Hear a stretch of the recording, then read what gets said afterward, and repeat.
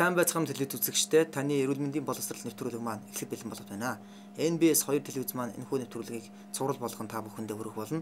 Тэгэхээр өнөөдөр та бүхэндээ зүрх судасны эргэтэн тогтолцооны талаар лекц хичээл орох болно. Зүрх судасны эргэтэн тогтолцооны талаарх ерөнхий ойлголтыг та бүгдэд өгье. Зүрх бол цээжний хүндийд тийм ээ хоёр уушигны голд байрлаж байдаг бөгөөд зүрх нь өөрөө булчинлаг хэрэгтэй юм. Тэгэхээр зүрхний гол үүрэг гэх юм бол бие махбодод цусыг ерөнхийдөө шахаж өгдөг бөгөөд тэгснээр бие махбод маань хүчил төрөгчөөр баяжиж эд эрхтэнд тэжээл тийм ээ бүхэл зүйлийг зүрх маань дамжуулж өгдөг нэг усны шахуурга буюу аппарат гэдэг. Машинаар ярих юм бол мотор нь гэсэн үг. Тэгэхээр зүрхийг одоо байрлалыг нь та бүхэн мэдэж авснаар хаагаар өвдөж байна тийм ээ. Түүнээс шалтгаалж миний зүрх өвдөж байна гэж ойлгож авах болно. Зарим хүмүүс зүрх өвдөж байхад нь тийм ээ баруун талдаа ч байдаг юм уу эсвэл баруун гар дагаж өвдгөл зүрхний үндсэн шинж биш юм. Үндсэндээ бол зүрх бол зүүн талд их хвчлэн байршиж байдаг хоёр уушигны голд байрладаг. Тэгэхээр зүрх маань орой болон суурин гэсэн хоёр хэсгээс үндсэндээ бүрддэг гэж ойлгож болно. Тэгэхээр орой хэсэг маань гэдэг маань зүрхний ерөнхийдөө бол гол хэсэг бөгөөд зүрх маань ховдол хэсэг нь орж ийн гэсэн үг. Тэгэхээр ховдол хэсэг гэдэг маань аливаа зүйлийг шахаж өгдөг шахуургийнх нь нэг усны хөндий гэж ойлгож болно. Тухайн суур хэсэг гэдэг бол ерөнхийдөө бол зүрхний тийм ээ судас бөгөөд судас багц мэдрэлийн багцууд нь багтж яадаг бөгөөд энэ нь болохоор суур хэсэг гэж үзэж болно. Тэгэхээр зүрх судасны системийг ойлгож мэдхийн тулд зүрх маань ямар үүрэгтэй вэ тийм ээ зүрх маань ямар бүтцтэй вэ гэдгийг ерөнхийдөө ойлгож мэдэх шаардлагатай байдаг. Зүрх маань өөрөө булчинлаг эрхтэн гэж би хэлсэн. Тэгэхээр зүрхний булчин маань өөрөө хүний оюун ухаанд захирагддаггүйгээр онцлогтой байдаг. Тэгэхээр та бүхэн энэ зургийг харж байна. Тэгэхээр хүний атгсан гарын хэмжээтэй байдаг гэж. Та өөрийнхөө атгсан гарын хэмжээг цээжин дээр тавиад үзэхэд таны зүрх нэг иймэрхүү хэмжээтэй байгаа гэж ойлгож болно. Мөн ойролцоогоор 300-аас 350 г орчим жинтэй хэвийн зүрх бол тийм байдаг. Өвчин эмэг хүрэхээр зүрх бол хэмжээгээр томорж эхэлдэг байгаа. За тэгэхээр энэ удаад та бүхэндээ зүрхний одоо гадна бучиж байгаа хальсыг харуулж байна л да. Энэ бол зүрхний гадар хач буюу перикарди буюу гэж нэрлэдэг. Перикарди гэдэг маань ерөөс үнхэлцэх хальс гэсэн үг. Малынх төр ч мөн адил энэ үнхэлцэх хальс байдаг. Үнхэлцэх хальсны үүрэг бол үнхэлцэх хальсны маань одоо үндсэн энэ гадаргуун та бүхэн харагдаж байна тийм ээ. Харахад бол маш нэмгэн серозен бүрхүүл байгаа. Энэхүү бүрхүүл маань болохоор одоо зүрхийг уушигнаас тусгаарлаж өгч байдаг. Мөн бусад эд эрхтнүүдээс тусгаарлаж өгч байдаг нэг усны хальс нь байдаг. Тэгэхээр үнхэлцэх хальсны доод давхарга нь болохоор эпикард гэж байдаг. Эпикардын доод давхарт нь болохоор миокард гэж байдаг бөгөөд энэ миокард гэдэг давхарга маань ерөнхийдөө зүрх судасны системийн буюу булчинлаг давхаргыг хэлж байгаа. Миокардын доор эндокард гэж буюу зүрхний хамгийн дотоод талын давхарга буюу хөндийг нь хучиж байдаг давхаргыг хэлж байдаг. Тэгэхээр зүрх судасны системийг ерөнхийдөө та бүхэн одоо ойлгохын тулд түүний дотор агуулгадж байдаг тийм ээ. Зөвхөн булчинлаг эрхтэн биш. Яг үндсэндээ ингэ зүсэд үзэхэд бол дотор талд нь дөрвөн шиг одоо тийм ээ хөндөй байгааг харж байна. Тосхуурууд, ховдлууд гэсэн. Тосхуур нь хосороо, ховдлууд нь хосороо хэлэхээр дөрвөн ширхэг бүтцийг агуулж байна гэсэн үг. Тэгэхээр тосхуур маань ямар үүрэгтэй юм бэ гэдэг асуудал гарч иж байна. Тэгэхээр тосхуур бол ховдол руу цусыг нэг ясандаа оруулж өгөх тийм ээ. Түүнийг нь юу хэмтэй хэмжээг нь тохируулж өгч яадаг нэг хэсэг юм. Тэгэхээр зүрх маань өөрөө хэвийн үед бол 1 литр тийм ээ хүн бол 4.5 литрээс 5 литр цус байдаг шүү дээ. Тэрхүү цусыг нь шахаж өгч яадаг. Тэгэхээр 1 минутанд зүрх 70-аас тийм ээ хэвийн хүн бол 60-аас 90 удаа зохилж тухайн цусыг бие махбодод одоо хүргэж өгөх гол үүргийг гүйцэтгэж байдаг.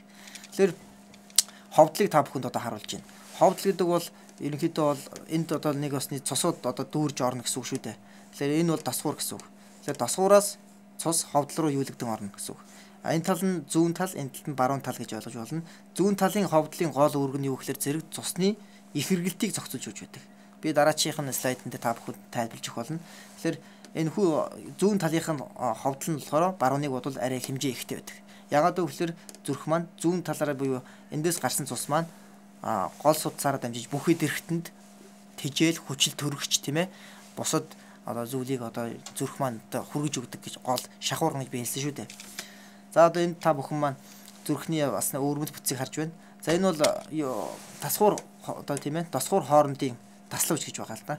Хоёр тосгуур маань хоорондоо таславчаар тусгаарлагдаж өгч байдаг.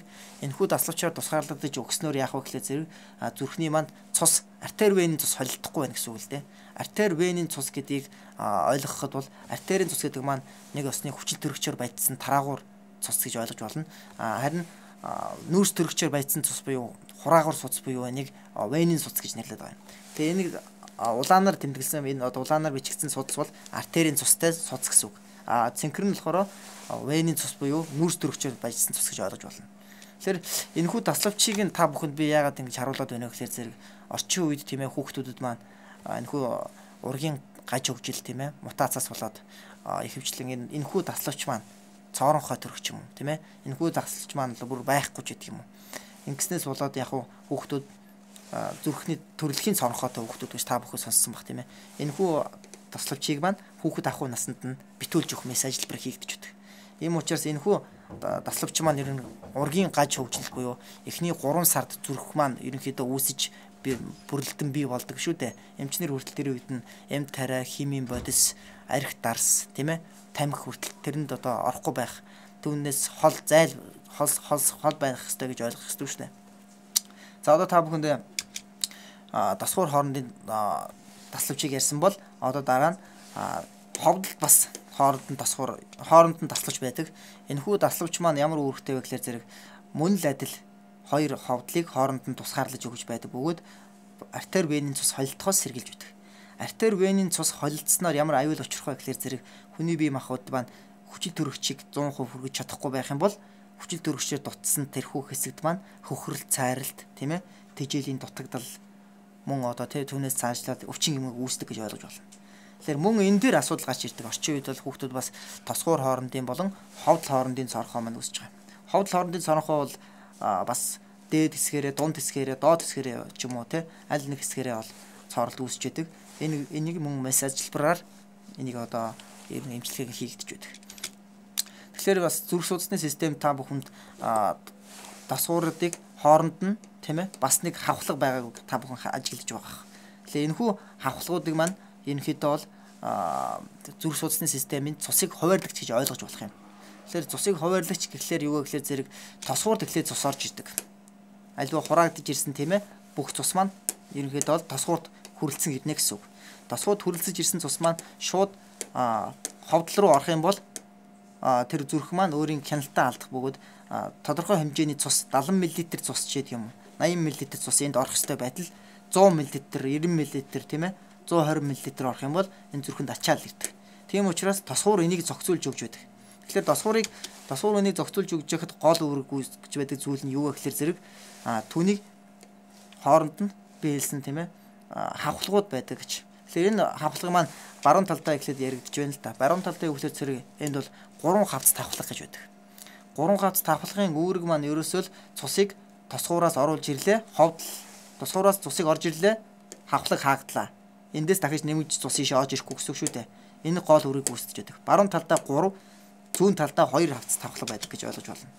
Тэгэхээр орчин үед янз бүрийн тийм ээ хордлого тийм ээ бактерийн хордлого мөн одоо хоолойны ангийн гэх зэрэгээс болж шалтгаалж энд хавхлагууд дээр минь гэмтэл үүсч тийм ээ энэ өвчин гэмэг маань хавхлагын дутагдал буюу тийм аюул хурж идэг ийм онцлогтой байдаг. За та бүхэн одоо харж байна.